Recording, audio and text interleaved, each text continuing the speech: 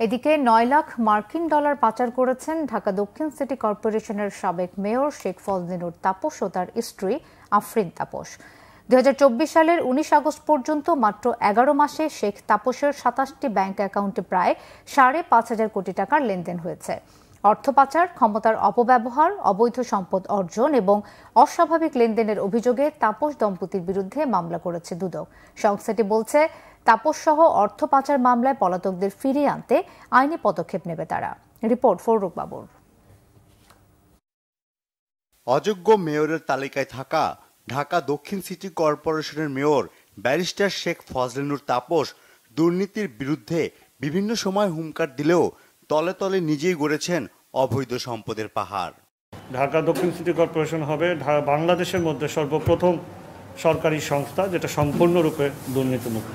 শুধু শেখ পরিবারের সন্তান হওয়ায় নামমাত্র আইনজীবী থেকে রাতারাতি বনে যান এমপি। সেখান থেকে এক লাফে হয়েছেন ঢাকা দক্ষিণ সিটি কর্পোরেশনের মেয়র।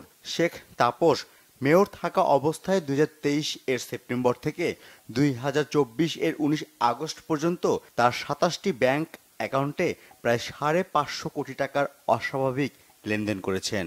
তাপস দম্পতি এ সময়ের মধ্যে ৯ লাখ মার্কিন ডলার পাচার করেছেন। শত শত কোটি টাকা তার নিজ মালিকানাধীন মধুমতি ব্যাংকে হস্তান্তরিত করেছেন। এছাড়া ক্ষমতার অপব্যবহার করে প্রায় ৮০ কোটি টাকার অবৈধ সম্পদ অর্জনের প্রমাণ পেয়েছে দুদক। তাপস দম্পতির দেশ ত্যাগে নিষেধাজ্ঞা দিলেও তাদের বর্তমান অবস্থান জানে না সংস্থাটি। শেখ ফজলিনুর তাপসের নামে প্রাথমিক অনুসন্ধানে যেই তথ্যাদি পাওয়া গেছে, এটা ভিত্তিতে মামলা রুজু করা হয়েছে। তদন্তকালে আরও তথ্যাদি পাওয়া গেলে, আরও স্থাবর অস্থাবর সম্পদ দেশে এবং বিদেশে পাওয়া গেলে সেগুলিও এই মামলার সাথে অন্তর্ভুক্ত করা হবে। এদিকে প্রশ্ন ফাঁসের অভিযোগে গ্রেফতার পিএসসির সাবেক গাড়ি চালক সৈয়দ আবেদ আলী জীবন, তার স্ত্রী ও ছেলের বিরুদ্ধে পৃথক ৩টি মামলা করেছে দুদক।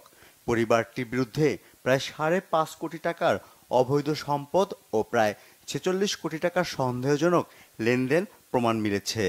যারা পলাতক আছেন তাদেরকে ফিরিয়ে আনার বিষয়ে ফৌজদারি কার্যবিধি অনুসরণ করে পরবর্তী কার্যক্রম গ্রহণ করা হবে। অভিযুক্তদের বিরুদ্ধে তদন্তে আরও সম্পদের তথ্য পাওয়া গেলে চার্জশিটে অন্তর্ভুক্ত করা হবে বলেও জানান সংস্থাটির মহাপরিচালক আবেদ আলী জীবন। ফররুখ বাবু, বাংলা ভিশন, ঢাকা।